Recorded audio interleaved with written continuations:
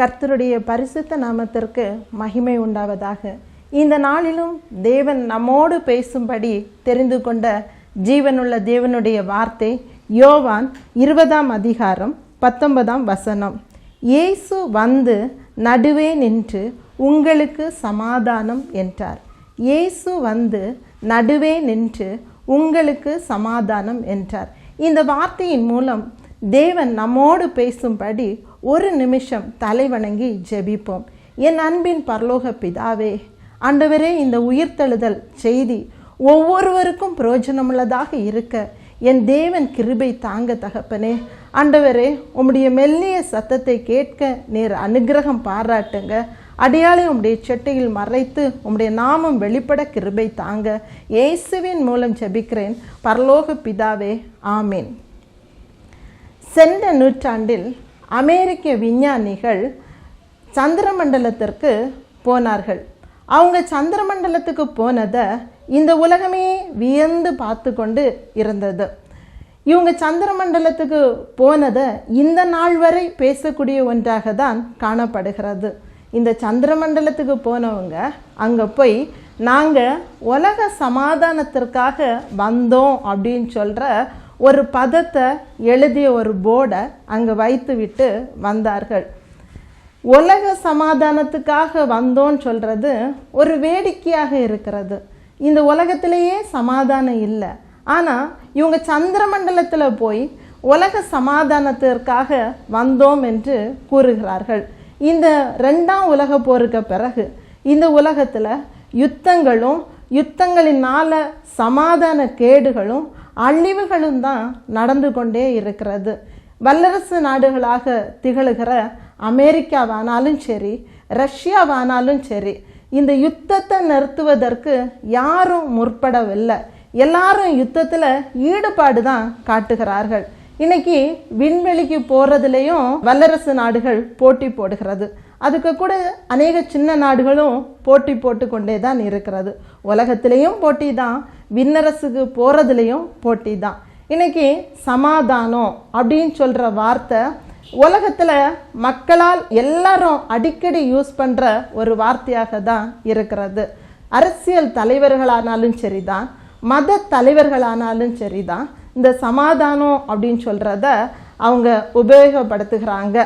இன்னைக்கு இந்த உலகத்தில் சமாதானம் மனுஷனை விட்டு தூர போய்கொண்டே இருக்கிறது. இந்த சமாதானத்துக்கு மையம் ஆண்டவராகிய இயேசு கிறிஸ்து மட்டும்தான். ஆண்டவராகிய இயேசு கிறிஸ்து இந்த உலகத்தில் வாரதுக்கு முன்னாடி பழைய ஏற்பாட்டு காலத்திலே அவரை குறித்து முன்னறிவிக்கப்பட்டு இருக்கிறது. ஆண்டவர் முன்னறிவிக்கிறார். ஏதேன் தோட்டத்தில் சர்ப்பத்தின் தலையை நசுக்கி ஒரு ஸ்திரீயின் வித்தாக ஆண்டவர் வெளிப்படுவார் என்று குறிப்பிடப்பட்டிருக்கிறது. கிறிஸ்து பிசாசு சமாதானத்தை இழக்கச் செய்கிறான். அவனுடைய தலையை அவர் நசுக்கி அவர் வெற்றி சிறந்தவராக தான் கிறிஸ்து இந்த உலகத்துக்கு வந்தார். அதாவது பழைய ஏற்பாட்டு காலத்திலேயே இந்த இயேசு கிறிஸ்துவை பற்றி சொல்லும் பொழுது இவர் சமாதான பிரபு என்று குறிப்பிடப்பட்டிருக்கிறது. சகரியா தீர்க்கதரிசி அவருடைய தீர்க்க தரிசன புத்தகத்தில் அவர் குறிப்பிடும் பொழுது அவர் என்ன சொல்லுகிறார்னா, இவர் கழுதையின் மேலும் கழுதை குட்டியின் மேலும் ஏறி பவனி வருவார் என்று குறிப்பிடப்பட்டிருக்கிறது. கிறிஸ்து கழுதை சமாதானத்தை குறிக்கிறது, குதிரை யுத்தத்தை குறிக்கிறது. நம்முடைய ஆண்டவர் சமாதான பிரபுவாக இந்த உலகத்துக்கு வருவார். ஆண்டவராகிய இயேசு கிறிஸ்து இந்த உலகத்தில் பிறந்த பொழுது தேவதூதர்களெல்லாம் நின்று பாடிய ஒரு பாடல் தான் பூமியிலே சமாதானம் என்று பாடினார்கள். சிமியோன் என்பவர் இந்த பிள்ளைய தேவ பிள்ளைய ஆலயத்திற்கு கொண்டு செல்லும் பொழுது அவர் கையில் ஏந்தி அடியானை சமாதானத்தோടെ காணவிடும் என்று குறிப்பிடுகிறார். கிறிஸ்து இந்த உலகத்தில் அவர் ஊழியம் செய்த நாட்களில் எல்லாருக்கும் அவர் சமாதானத்தை அருளி செய்கிறவராக காணப்பட்டார். வியாதியாக இருந்தவர்களுக்கு அந்த வியாதியிலிருந்து விடுதலையை கொடுத்து அவர் சமாதானத்தை கொடுத்தார். பிசாசின் கட்டுகளில் இருந்தவருக்கு அந்த கட்டுகளிலிருந்து விடுதலை ஆகி அவர் சமாதானத்தை கொடுக்கிற ஒரு ஜீவனுள்ள தேவனாக தான் வெளிப்பட்டார்.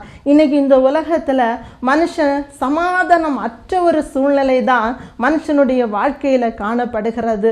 வியாதியின் மற்றும் அவன் சமாதானம் அற்றவனாக காணப்படுகிறான். மன உளைச்சலினால அவன் சமாதானம் அற்றவனாக காணப்படுகிறான். அவனுக்கு வாழ்க்கையில வருகிற பிரச்சனைகள் அவனுடைய சமாதானத்தை இழக்கச் செய்கிறது. ஆண்டவராகிய இயேசு கிறிஸ்து என்ன சொல்லுகிறார் என்றால், இந்த உலகம் தரக்கூடிய சமாதானம் அல்ல, மெய்யான ஒரு சமாதானத்தை நான் உங்களுக்கு தருகிறேன் என்று அவர் சொல்லுகிறார். அவர் சொல்லுகிற வண்ணமே அவர் சமாதானத்தை அருளி செய்கிற தேவனாக இருக்கார். கிறிஸ்து எதுக்காக சிலுவைக்கு போனார்? அவர் நமக்கு சமாதானத்தை உண்டு பண்ணும் ஆக்கினைக்காக தான் கிறிஸ்து சிலுவைக்கு போனார். அந்த கிறிஸ்து சிலுவையில இருந்து அவர் மரித்து அடக்கம் பண்ணப்பட்டு உயிரோடு எழும்பின உடனேயே அவருடைய சீஷர்களுக்கு தரிசனமாகி 3 டைம் சமாதானம் அப்படின்னு சொல்லிட்டு சொல்லுகிறார். இந்த யோவான் 20ஆம் அதிகாரம் 19ஆம் வசனத்துல இருந்து 29ஆம் வசனம் வரை பார்க்கும் பொழுது, உயிர்த்தெழுந்த ஆண்டவர் சீஷர்களுக்கு சமாதானம் அப்படின்னு சொல்றது அங்கு குறிப்பிடப்பட்டிருக்கிறது. முதல்ல பயந்து கொண்டு இருந்த சீஷர்களை பார்த்து சொல்லுகிறாரு சமாதானம்னு. ஆண்டவரை பார்த்த உடனே சீஷர்கள் எல்லாம் சந்தோஷப்படுகிறாங்க. அப்படி சந்தோஷப்பட்ட சீஷர்களை பார்த்து சொல்லுகிறாரு உங்களுக்கு சமாதானம்னு சொல்லுகிறாரு. 8 நாளைக்கு பிறகு திரும்ப வந்து அவர் பேதுருவை தேடி சமாதானம் அப்படின்னு சொல்லிட்டு, விசுவாசித்தால் சமாதானம் அப்படின்னு சொல்லிட்டு ஆண்டவர் சொல்லுகிறார். நாம் இதை குறித்து தான் இப்பொழுது தியானிக்க போகிறோம். முதல்ல நம்ம பார்க்கும் பொழுது ஆண்டவர் பயந்த சூழ்நிலையில இருந்தவர்களை பார்த்து சமாதானம் சொல்லுகிறாரு. இந்த யோவான் 19:20 குறிப்பிடப்பட்ட வண்ணமாகவே அவர் வந்து நடுவே நின்று உங்களுக்கு சமாதானம் என்று அவர் குறிப்பிடுகிறார்.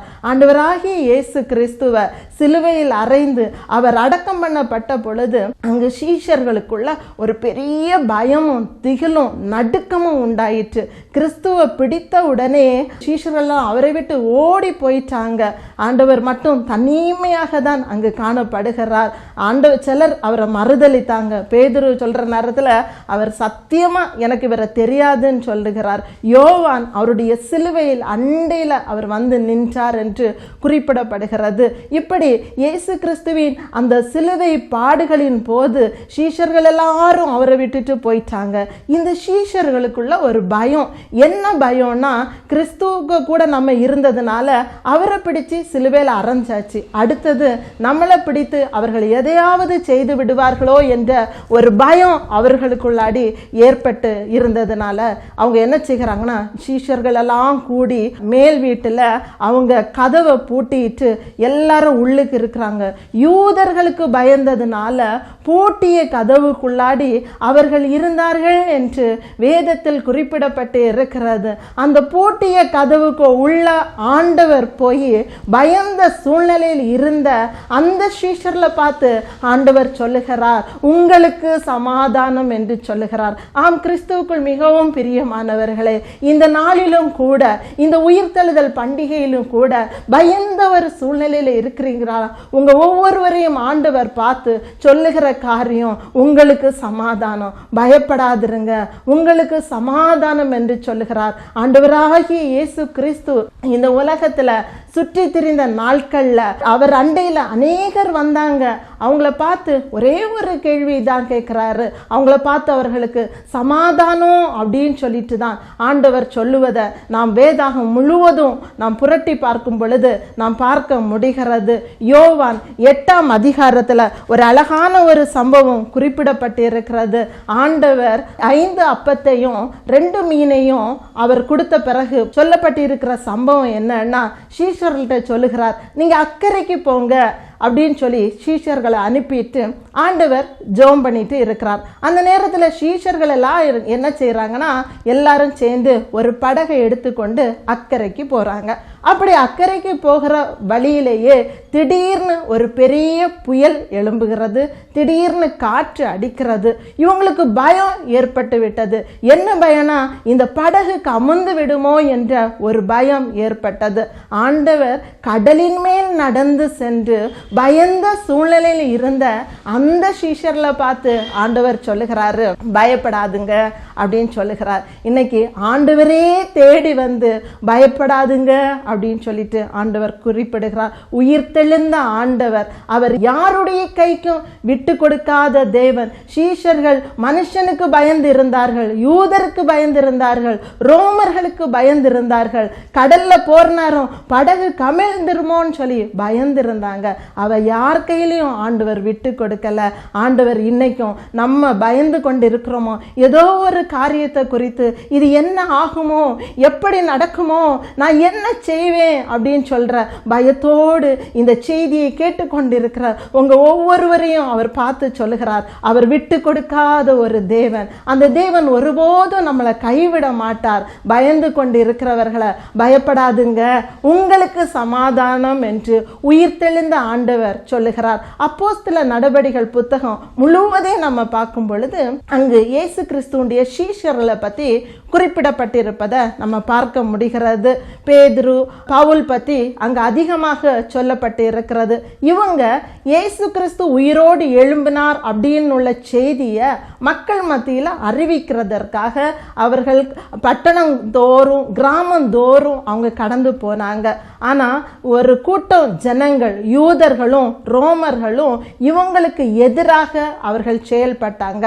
இந்த பவுலும் பர்னபாவும் எங்கெல்லாம் போகிறாங்களோ, எந்த பட்டணத்துக்கெல்லாம் போகிறாங்களோ அந்த பட்டணத்துக்கு இவங்க போய் அங்க ஒரு கூட்டம் ஜனங்களை இவங்களுக்கு அகெயின்ஸ்டாக அவங்க என்ன செய்கிறாங்கன்னா எழுப்புகிறாங்க.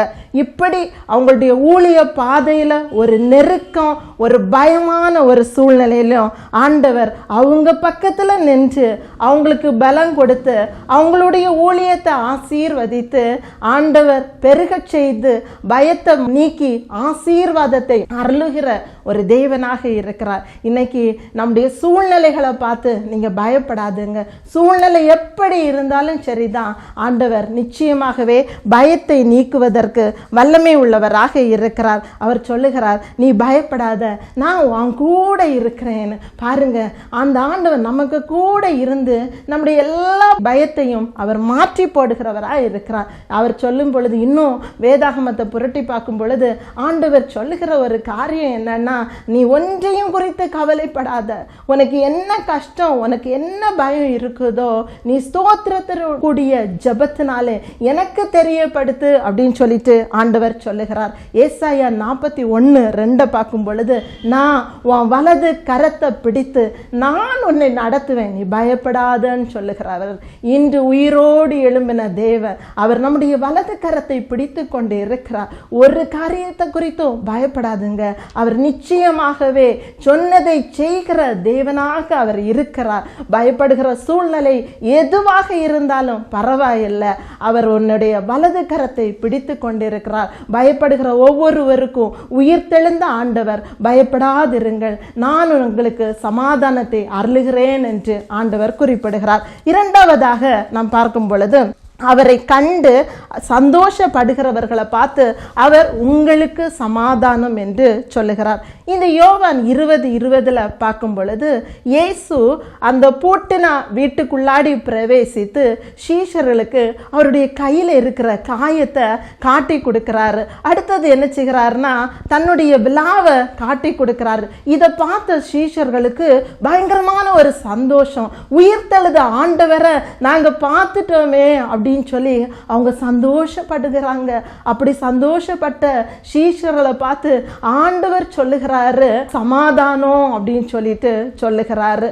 இந்த உலகத்துல சந்தோஷம், அதாவது எல்லா மனிதனுடைய ஆசையும் சந்தோஷமா இருக்கணும்னு தான் எல்லா மனிதர்களும் ஆசைப்படுவாங்க.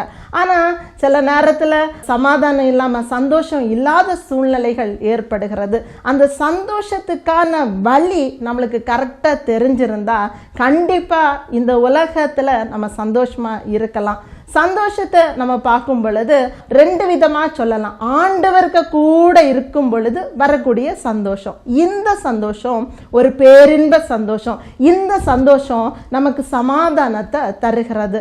இந்த உலகத்துக்கு கூட இருக்கிற நேரம் வரக்கூடிய ஒரு சந்தோஷம் ஒரு சிற்றின்ப சந்தோஷம். இந்த சந்தோஷம் நமக்கு நிரந்தரமானது கிடையாது. இது நம்முடைய சமாதானத்தை கெடுக்கக்கூடியதாக இருக்கிறது.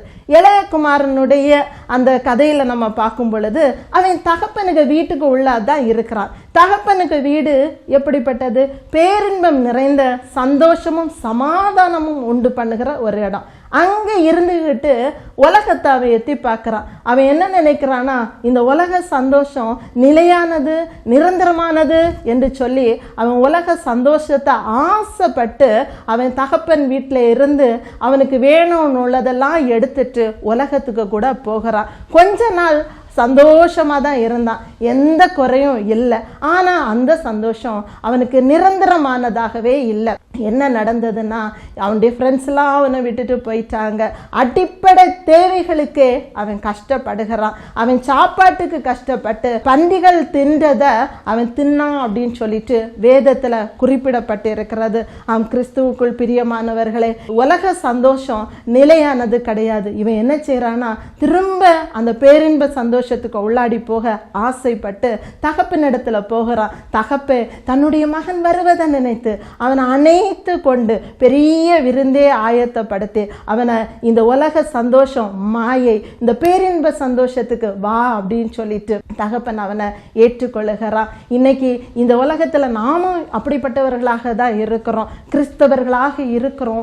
எத்தனை பேருடைய வாழ்க்கையில கிறிஸ்து நம்மோடு கூட இருக்கிறார். நம்ம கிறிஸ்துவோடு இருந்தாதான் பேரின்ப சந்தோஷமும் சமாதானத்தையும் நாம் பெற்றுக்கொள்வோம். கிறிஸ்து இல்லாத ஒரு வாழ்க்கை நம்ம சமாதானத்தை நமக்கு தராது. வேத புத்தகத்தை எடுத்துக்கொண்டு நடக்கிறோம். வேத புத்தகத்தில் உள்ள வசனம் எத்தனை பேருக்கு இருதயத்துக்கு உள்ள இருக்குது? இந்த வார்த்தை, ஆண்டவருடைய வார்த்தை எத்தனை பேரை வழி நடத்துது?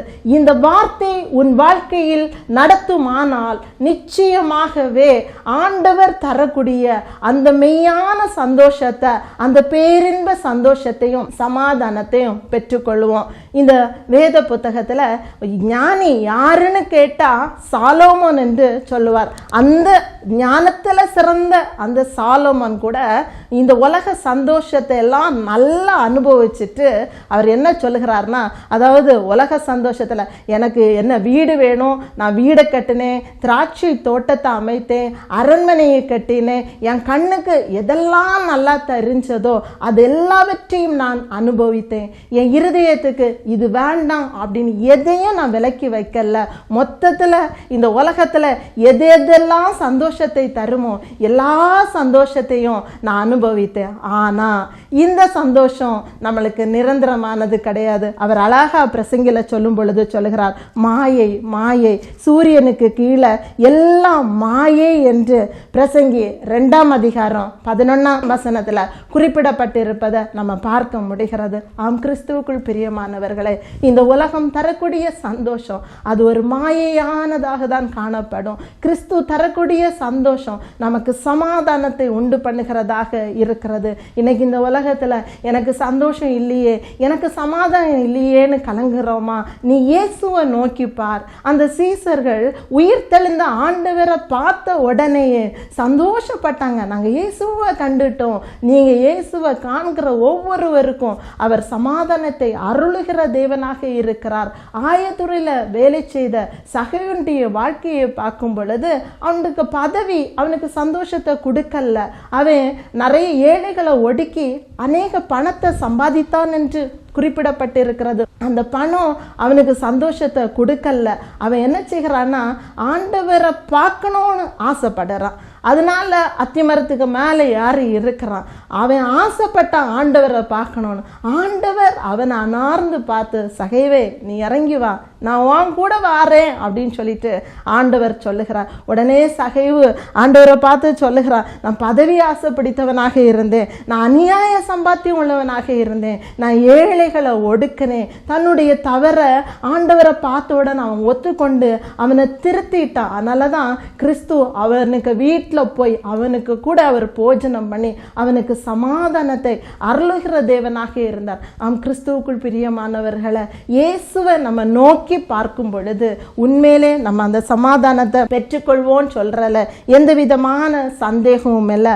வேதம் என்ன சொல்லுகிறதுனா, உம்முடைய வேதத்தை நேசிக்கிறவர்களுக்கு மிகுந்த அந்த சமாதானத்தை அவர் அருளி செய்வார். இந்த உலகத்துல நீ ஒரு பெரிய வசதி உள்ளவனாக இருக்கலாம், நல்ல படிப்புள்ளவனாக இருக்கலாம், நிறைய சம்பாதிக்க கூடியவனாக இருக்கலாம். ஆனா ஆண்டவர் வேத வசனம் உன் வாழ்க்கையில இல்லைன்னா அது உண்மையான ஒரு சந்தோஷம், ஒரு சமாதானத்தை தரக்கூடியதாக இருக்காது. அதனாலதான் சங்கீதம் 4:8 சமாதானத்தோடே படுத்து நித்திரை செய்வேன், கர்த்தர் ஒருவரே என்னை சுகமாய் தாங்க பண்ணுகிற தேவன். இன்னைக்கு எத்தனை பேர் நித்திரைக்கு கடந்து போகிற நேரம் சமாதானம் இல்லாதவர்களாக அழுது புலம்பிக் கொண்டு இருக்கிறாங்க.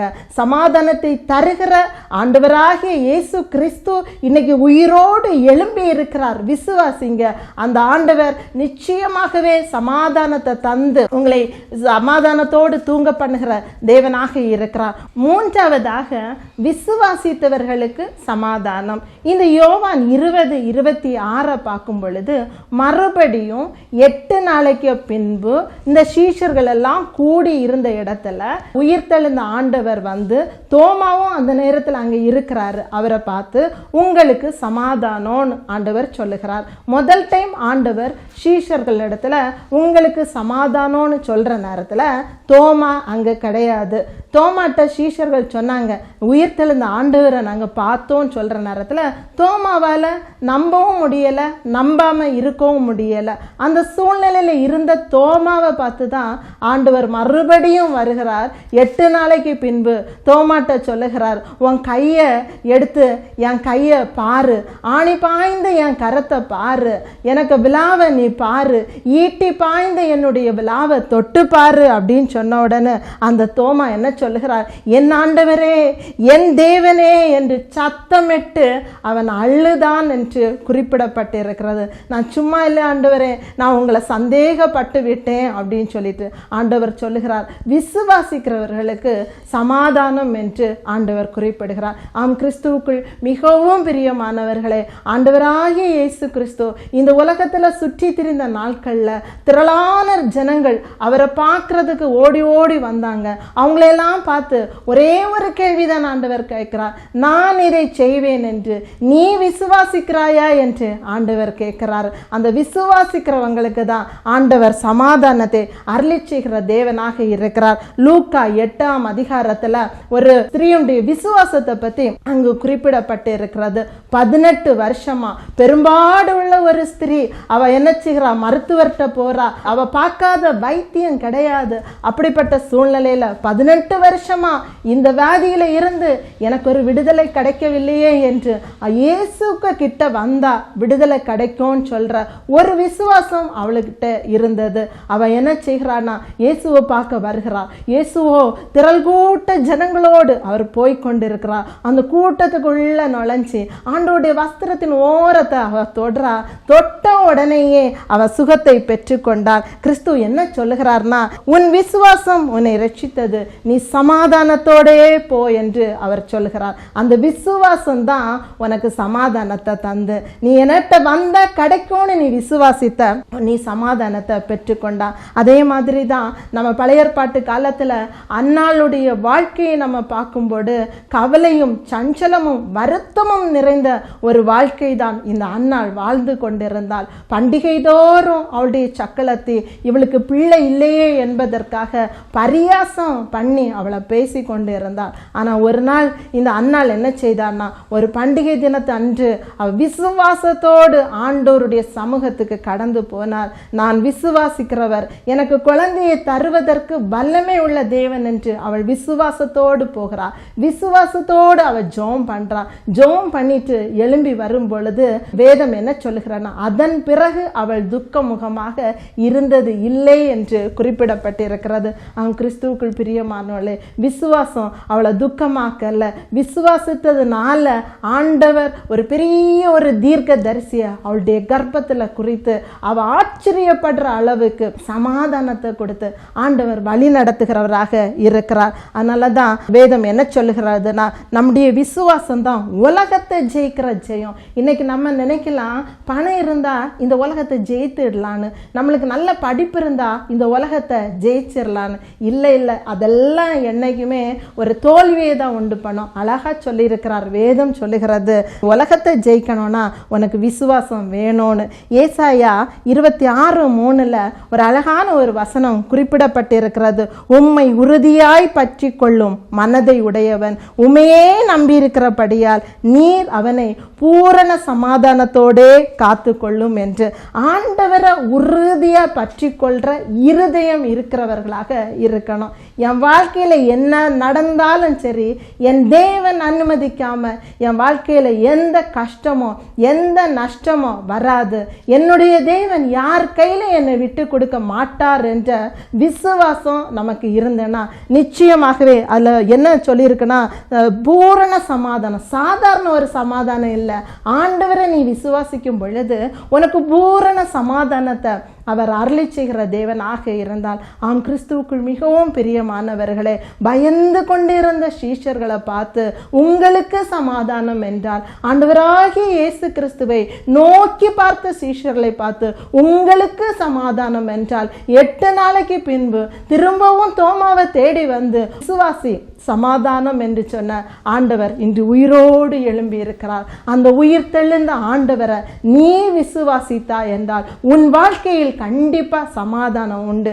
எப்படிப்பட்ட பிரச்சனைகளாக இருந்தாலும் எல்லாவற்றையும் மாற்றுவதற்கு ஆண்டவரால முடியும் அப்படின்னு சொல்லி விசுவாசிங்க.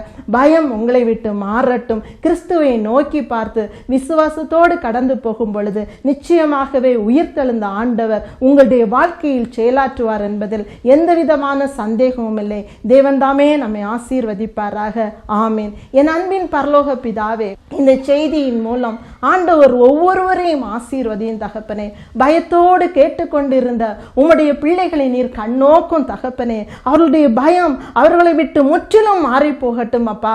பயந்த சூழ்நிலையில் இருந்த சீஷர்களுக்கு சமாதானத்தை அருளிச்சுகிற தேவன் இன்றும் ஜீவன் உள்ளவராக இந்த உலகத்துல சுற்றி திரிகிறவராக இருக்கிறீரே தகப்பனே. உம்முடைய பரிசுத்த ஆவியை பெற்றுக்கொண்டு பயம் மாறி போக கிருபை தர வேண்டும் என்று ஜெபிக்கிறேன் தகப்பனே. இயேசுவை பார்த்த சீஷர்கள் சந்தோஷப்பட்டது போல உயிரோடு எழும்பின இயேசுவை நாங்கள் ஒவ்வொருவரும் நோக்கி பார்க்கும் பொழுது எங்களுடைய வாழ்க்கையில் நீ சமாதானத்தை தருவதற்கு வல்லமை உள்ளவராக இருக்கிறீர் தகப்பனே. ஆண்டவரே, எங்களுடைய விசுவாசம் எப்படிப்பட்டதாக இருக்கிறது? எங்களுடைய வாழ்க்கையில் நடக்கிற சூழ்நிலைகளை பார்த்து நாங்கள் பயந்து கலங்கி கொண்டு இருந்தாலும் என் தேவனை விசுவாசிக்கும் பொழுது ஆண்டவரே நீர் சமாதானத்தை தந்து வழி நடத்துகிற தேவன். இதை கேட்கிற ஒவ்வொருவருக்கும் என் ஜீவனுள்ள தேவன், உயிரோடு எழும்பின என் தேவன் சமாதானத்தை கட்டளையிட்டு ஆண்டவரை வெற்றியுள்ள சமாதானம் நிறைந்த வாழ்க்கை வாழ கிருபை தருவாராக. இயேசுவின் மூலம் ஜெபிக்கிறேன் என் அன்பின் பரலோக பிதாவே. ஆமீன்.